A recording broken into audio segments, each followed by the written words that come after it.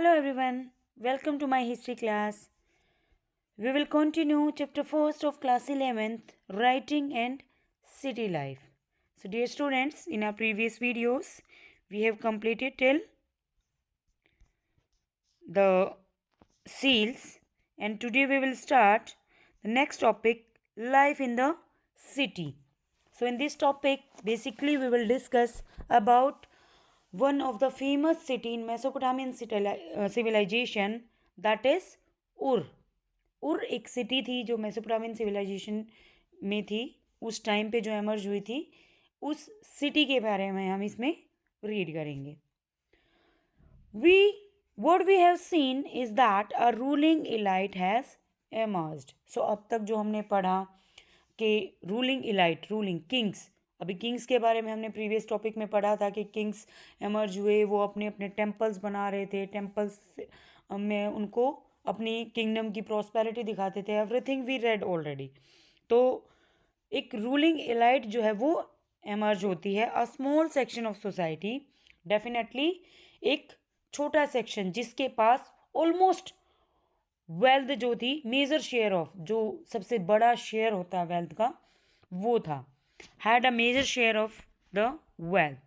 Nothing makes this fact as clear as the enormous riches, jewellery, gold vessels, wooden musical instrument inlaid with white shell and lapis lazuli, ceremonial dagger of gold, etc. तो हमें कैसे पता चला, कैसे clear होता है कि वो एनॉर्मस रिच थे? बिकॉज उनके साथ क्या क्या आइटम्स जो थे वो बरी किए गए थे. ज्वेलरी, गोल्ड वेसल, सोने के बर्तन, वुडन म्यूजिकल इंस्ट्रूमेंट जिसमें अंदर जो थे, किसके साथ? वाइट शेल्स उनके अंदर इंक्लूड थी. लेपिस लजूली जो एक प्रीसियस स्टोन होता था. सेरिमोनियल डैगर, डैगर क्या होती है? वो छुरी होती है एक. कई बार आपने देखा होगा ना, कुछ सिख वगैरह होते हैं जो वो डैगर रखते हैं अपने साथ, तो छुरी टाइप होती है. ऑफ गोल्ड, वो भी गोल्ड की होती थी, etcetera. Buried with some kings and queens, तो उन सब के साथ ये सारे आइटम्स, किंग्स और क्वींस जो थी, उनके साथ इनको बरी किए जाते. तो डेफिनेटली पता चल जाता है, इतने सारे प्रीसियस आइटम अगर किसी के साथ बरी किए गए हैं, इट मीन्स उनकी लाइफ में उनके पास बहुत ज़्यादा मनी होगी. But vote of the ordinary people, कुछ थोड़ा बहुत हमें पता चला है कि ऑर्डिनरी पीपल जो थे उनकी लाइफ कैसी थी, क्या लाइफ स्टाइल था. ऑल्दो वी ऑल नो कि जितनी भी हमें अपनी हिस्टोरियन जो भी हिस्ट्रीज रिकन्स्ट्रक्ट की हैं, हिस्टोरियन जिन भी इंस्क्रिप्शंस वगैरह को रीड आउट करते हैं, जो भी राइटिंग्स मिली हैं, ऑलमोस्ट सब में इलाइट क्लास जो होती है उनके डीड्स, उनके अचीवमेंट्स के बारे में लिखा होता है. ऑर्डिनरी पीपल के बारे में बहुत ज़्यादा कहीं भी जिक्र नहीं होता. बट जितनी भी जो एग्जीक्यूशन, जो भी हिस्ट्रीज़ को रिकन्स्ट्रक्ट किया, जितनी रिसर्च वगैरह की, उनसे ऑर्डिनरी पीपल के बारे में, उर सिटी की ऑर्डिनरी पीपल की लाइफ कैसी थी, that we will read in this the topic. We know from the legal text disputes, inheritance matters, etcetera. So कुछ लीगल टेक्स्ट मिले हैं जिसमें डिस्प्यूट्स के बारे में, आपस में इनहेरिटेंस मीन्स प्रॉपर्टी का जो शेयर होता है वो बेटों में, या जितने भी बच्चे होते हैं फादर के बाद कौन इनहेरिट करेगा, इस तरह के डिस्प्यूट्स. और ये आपस में लड़ाई झगड़े, ये सारे लीगल डॉक्यूमेंट से पता चला है कि लोग जो थे, वो फैमिली जो थी वो क्या थी? न्यूक्लियर थी. That in the Mesopotamian society the nuclear family was the norm. Nuclear family, nuclear family क्या होती है? जिसमें जस्ट सिंगल फैमिली होती है, मीन्स पेरेंट्स एंड किड्स, बस बच्चे और उनके माता पिता, मीन्स चाचा चाची, दादा दादी, सब साथ मिलके नहीं रहते हैं. Although a married son and his family often resided with his parents. हाँ, कई बार ये था कि वो अपने पेरेंट्स के साथ रह जाते थे, मैरिड सन जो होता था. बट यहाँ पे एक, अगर जॉइंट फैमिली की बात करें तो उसमें क्या होता है, सारे ब्रदर सिस्टर सब मिल के रहें और उनकी फैमिलीज भी साथ रहें, चाचा ताऊ सब मिल के रहें, उनकी फैमिलीज साथ में रहें, वो होती है जॉइंट फैमिली. सो एक मैरिड सन और उसके पेरेंट्स साथ रहते थे. इस तरह के एविडेंस कुछ मिले हैं. The father was the head of the family. Father जो थे वो फैमिली के हेड होते थे. We know a little about the procedure for marriage. A declaration was, उनकी मैरिज के बारे में बहुत कम हमें मिला है. तो किस तरह की थी? Declaration was made about the willingness to marry. तो सबसे पहले डिक्लेयर किया जाता था कि वो कोई भी टू फैमिलीज़ हैं उनके बीच में रिश्ता हो गया है, भाई वो शादी करना चाहते हैं, तो सबसे पहले यही होता है ना, डिक्लेरेशन हो जाती है. Always it is important in the history, always historian reconstruct the history according to known to unknown things.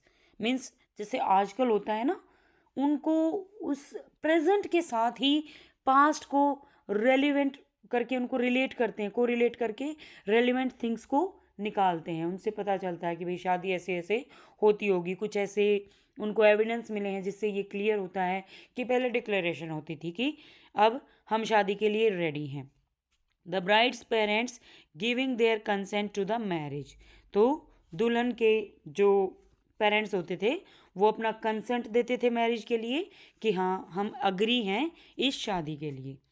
Then a gift was given by the groom's people to the bride's people.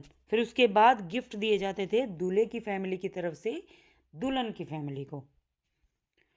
When the wedding took place, gifts were exchanged by both parties. और जब शादी होती थी तो दोनों तरफ से gift exchange होते थे. दुल्हन वाले दूल्हे की फैमिली को देते थे, दूल्हे वाले दुल्हन की फैमिली को देते थे. आपस में गिफ्ट्स एक्सचेंज होते थे.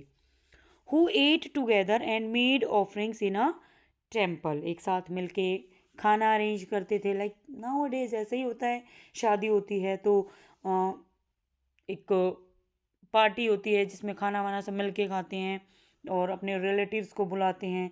इसी तरह होता है ना, सब अपने जानने वालों को बुलाते हैं, मिल के खाना खाते हैं. एंड ऑफरिंग्स, पूजा पाठ होती थी टेम्पल में. When her mother in law came to fetch her.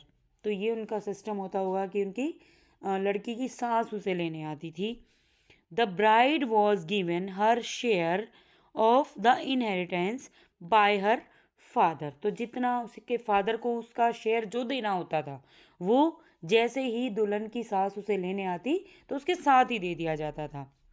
The father's house, herds, fields etcetera were inherited by the sons. मतलब पिता का घर और उसके हर्ट्स, जो एनिमल्स, जो भी पशु पालतू पशु होते थे, वो खेत, सब किसके हिस्से आते थे? बेटी की. अभी भी ऐसे ही होता है, बहुत सारी फैमिलीज़ में ऑलमोस्ट यही होता है. बेटी को उसका शेयर जो है वो कई जगह तो डावरी की फॉर्म में दे दिया जाता है या फिर कुछ पर्टिकुलर आइटम्स जो हैं वो बेटी को दे दिए जाते हैं. बाकी जो है ऑलमोस्ट प्रॉपर्टी का शेयर बेटे के पास रहता है. बट लीगली हम देखें तो इक्वल शेयर होना चाहिए, बेटा हो या बेटी. सो ये मेसोपोटामियन सिविलाइजेशन में, मेसोपोटामियन जो उर सिटी थी वहाँ का ये ट्रेंड था, ये सिस्टम था कि फादर की प्रॉपर्टी में बेटी का जितना शेयर होता था वो शादी के टाइम ही दे दिया जाता था. Let us look at Ur, one of the earliest city to have been executed. सबसे पहले जो एग्जीक्यूटेड की थी, जिनको सबसे पहले रिसर्च किया था, जिनको सबसे पहले जिनकी खुदाई हुई थी, उनमें से एक सिटी थी उर. Ur was a town whose ordinary houses were systematically executed in 1930s. तो उसके जो ordinary houses थे उनको systematically means slowly, layer to layer उनको execute किया गया, उनकी research की गई. and then क्या वहाँ से मिला, किस तरह की उनकी टाउन प्लानिंग मिली, किस तरह की जो ordinary people, किस तरह के उनके रहन सहन क्या था, everything. Narrow winding streets indicate that wheeled cart could not have reached many of the houses. Narrow winding, बहुत ही narrow streets थी जिनमें इतना भी स्पेस नहीं था कि wheeled carts जो थी, जो व्हील, जो चकड़ा गाड़ी वगैरह होती हैं इस तरह की, वो पहिए वाली गाड़ी घरों तक नहीं पहुंच सकती थी. बहुत सारे घर, इतनी नैरो वाइंडिंग स्ट्रीट थी, इतनी नैरो स्ट्रीट्स थी कि इसमें बुलेट कार्स जा नहीं सकती थी.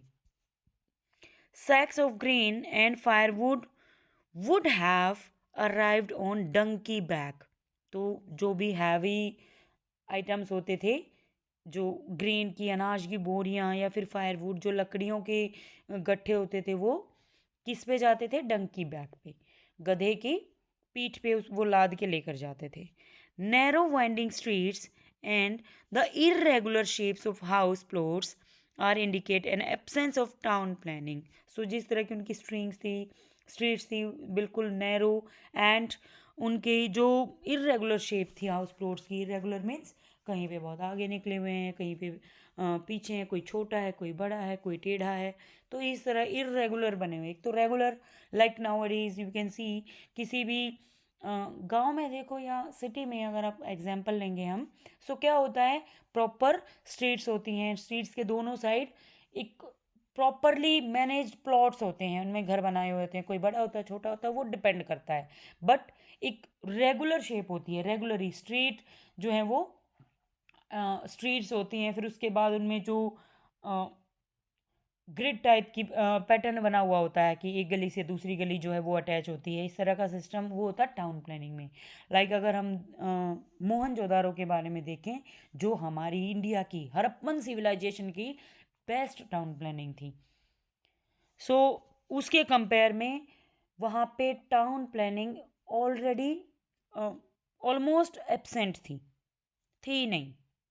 सो absence of the town planning, there were no street drains of the kind we find in contemporary Mohenjo-daro।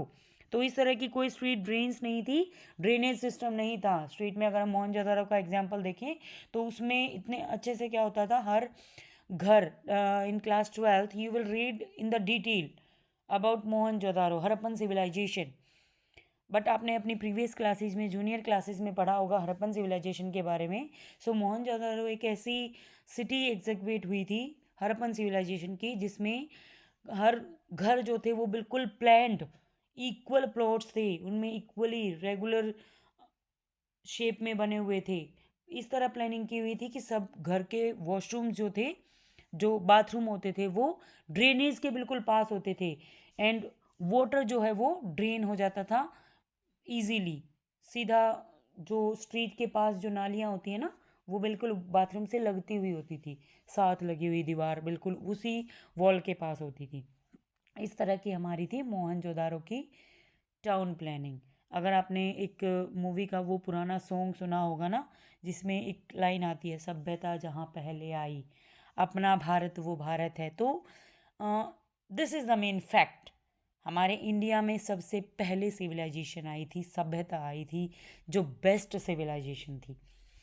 So contemporary civilisation, Mesopotamian civilisation जो हम पढ़ रहे हैं, वहाँ पे टाउन प्लानिंग बिल्कुल नहीं थी। Mohenjo drains and clay pipes were instead found in the inner courtyard of the Ur houses, and it is thought that house roofs sloped inward and rainwater was channeled via the drain pipes into sumps. So देखो, drains and clay pipe, clay मिट्टी की जो pipes बना रखी थी ना, नालियाँ बना रखी थी, वो घर के अंदर ही कोर्ट यार्ड से जा रही थी, वहीं पे ड्रेनेज हो रहा था उनका, उनके घरों में। और इस तरह के भी एविडेंस मिले हैं कि उनकी जो छतें थी ना, वो इस तरह स्लॉप कर रखी थी, लाइक जहाँ पे सारा का सारा पानी आएगा वो भी इनर कोर्ट यार्ड में, अंदर इनर वार्ड ही आता था। रेन वाटर जो होता था वो भी अंदर की साइड आता था, और सारे के सारे जो रेन वाटर वगैरह इन ड्रेन पाइप से कहाँ पे चला जाता था, सम्स में। सम्स क्या होते हैं, एक ऐसा कवर्ड एरिया होता है, लाइक जैसे कुआं वेल होता है ना, इस तरह से एक बड़ा सा गड्ढा बना देते हैं, उसको कवर कर लेते हैं, और उसमें जितना भी वेस्ट वाटर होता है और ये सारा उसके अंदर इकट्ठा होता रहता है। लाइक अगर हम एग्जाम्पल लें, सो जैसे नाउ डेज सप्लाई वाटर को हम वाटर टैंक में कलेक्ट कर लेते हैं ना यूज़ के लिए, फ्रेश वाटर को जैसे वाटर टैंक में, ऐसे ही वो यूज्ड वाटर को, वाटर एक टैंक होता था उनके इनर कोर्ट यार्ड में, उसमें डाल देते थे, और बाद में मे भी उसे निकालते होंगे जब भी वो भर जाए। तो इस तरह के उनकी बिल्कुल ही अनप्लैन्ड सिस्टम था in the inner courtyard. This would have been a way of preventing the unpaved streets from becoming excessively slushy after a downpour. So एक और सिस्टम था, कच्ची गलियां थी, जिसकी वजह से देखो, अगर सारा का सारा रेन वाटर गलियों में, उन कच्ची गलियों में जाता तो कीचड़ ही कीचड़ हो जाता। इसकी वजह से वो क्या करते थे, पानी को अपने ही घर में गड्ढों में इकट्ठा कर लेते थे और उनकी गलियां कीचड़ से नहीं भरती। इसे रोकने के लिए उन्होंने इस तरह का सिस्टम कर रखा था कि अपने ही घर में सारा पानी वहीं पे इकट्ठा कर लेते थे। तो जैसे ही बारिश हो, इसे रोकने के लिए कि बारिश के टाइम पे कीचड़ ना हो कच्ची गलियों में। Yet people seem to have swept all their household refuse into the streets. So जैसे ही फ्लोर को क्लीन करके और हम सारा का सारा डस्ट वगैरह जो होता है, वेस्ट पार्टिकल जो होते हैं, उसको हम क्या करते हैं, डस्टबिन में थ्रो करते हैं। तो सिमिलरली वो क्या करते थे, फ्लोर वगैरह को, घर को क्लीन करके और जितना भी उनका रिफ्यूज जो वेस्ट मटेरियल होता था उसे गली में छोड़ आते थे, गली में डाल देते थे, स्ट्रीट्स में। To be trodden under foot, और जो कुचला जाता था पैरों के नीचे। आने जाने वाले अगर वहाँ पे आएंगे तो पैरों के नीचे वो कुचला जाता था, जिसकी वजह से गलियों का जो है लेवल है वो इंक्रीज हो जाता था। This made street level rise and over time the thresholds of houses had also to be raised so that no mud would flow inside after the rains. So threshold, जो घर की दहलीज होती थी, उसे भी ऊपर उठाना पड़ता था टाइम टू टाइम। जैसे ही अगर स्ट्रीट का लेवल इंक्रीज होगा तो दहलीज जो है, घर का जो मेन डोर है, उसे भी ऊपर उठाना पड़ेगा। अदरवाइज क्या होगा, जैसे ही बारिश होगी तो बाहर का कूड़ा करकट जो है वो, जितना भी कचरा है वो घर के अंदर आ जाएगा। सो उसे रोकने के लिए उनको वो दहलीज ऊंची उठानी पड़ती थी time to time. Light came into the rooms not from windows but from doorways opening into the courtyards. सिर्फ और सिर्फ विंडोज से नहीं, कहाँ से आती थी, विंडोज तो मे भी थी ही नहीं, विंडोज से लाइट आती ही नहीं थी, विंडोज वर नॉट देयर। सिर्फ और सिर्फ डोरवेज, जो मेन डोर होते थे, वहीं से लाइट एंटर करती थी रूम्स में। जो डोर कहाँ पे ओपन होते थे, कोर्टयार्ड में। सो इससे क्या क्लियर होता है कि वो अपनी फैमिलीज को प्राइवेसी देते थे। This would also have given families their privacy. There were superstitions about houses. अब घरों के लिए भी कुछ सुपरस्टिशंस, कुछ ऐसी बातें होती थी, like now days also vastu शास्त्र का हम देखते हैं कि हमारे घर का जो है मेन डोर जो है वो पूर्व में होना चाहिए, ईस्ट होना चाहिए, वेस्ट होना चाहिए, नॉर्थ साउथ। सो बहुत सारी चीज़ें वास्तु के अकॉर्डिंग अभी भी हम देखते हैं ना। सिमिलरली उस टाइम पे भी कुछ सुपरस्टिशंस थी, कुछ ऐसी उनकी मान्यताएं थी जिनको वो मानते थे। Recorded in omen tablet at Ur. Omen के जो टैबलेट है उर में, उनमें टैबलेट्स में मिला है, कुछ इस तरह के एविडेंस मिले हैं। Raised threshold brought wealth. जिसकी ऊंची दहलीज होगी उससे क्या आएगी, वेल्थ आएगी, लक्ष्मी का वास होगा जिसकी ऊंची दहलीज होगी। A front door that did not open towards another house was lucky. So जो फ्रंट डोर, जो मेन डोर है, वो किसी और घर के दरवाजे के सामने ना खुले, वो लकी होता था। टूवर्ड्स, जो दूसरे घर के सामने ना खुले। But if the main wooden door of a house opened outwards, अगर बाहर की साइड खुलता इंस्टेड ऑफ इनवर्ड्स, अंदर की साइड ना खुले, खुल के बाहर की साइड खुले, तो the wife would be torment for her husband. तो उसकी वाइफ, उस घर में जो वाइफ होगी वो अपने हस्बैंड के लिए मुसीबत बनेगी, प्रॉब्लम क्रिएट करेगी। There was a town cemetery at Ur in which the graves of royalty and commoners have been found. So एक टाउन सिमेट्री, एक कब्रिस्तान था जिसमें रॉयल्टी की ग्रेव्स मिली हैं और कॉमनर्स की, कॉमन पीपल की भी ग्रेव्स वहाँ पे मिली हैं। But a few individual were found buried under the floors of ordinary houses. So कुछ इंडिविजुअल, कुछ लोगों की ये भी मान्यताएं थी, ये उनके बिलीव्स थे। कुछ लोगों की जो ग्रेव्स हैं वो उनके घर के अंदर ही, उनके घर के कोर्टयार्ड में ही मिली हैं, तो वो अपने घर में ही दफनाते थे। So see this picture, this is the town planning and it is given a residential area at Ur c 2000 BCE. Can you locate? अच्छा, उन्होंने कहा है कि इसमें आप क्या ढूंढ सकते हो, द वाइंडिंग स्ट्रीट्स 2 और 3 ब्लाइंड अलाइज। जो वाइंडिंग, जो नैरो स्ट्रीट्स हैं, कुछ ओपन स्ट्रीट और कुछ ऐसी हैं जो बंद हो जाती हैं, क्लोज हो जाती हैं, छोटी छोटी जो बंद स्ट्रीट्स हैं. So this is your activity. You can do it by your own. With this topic is completed. We will start next topic in next video.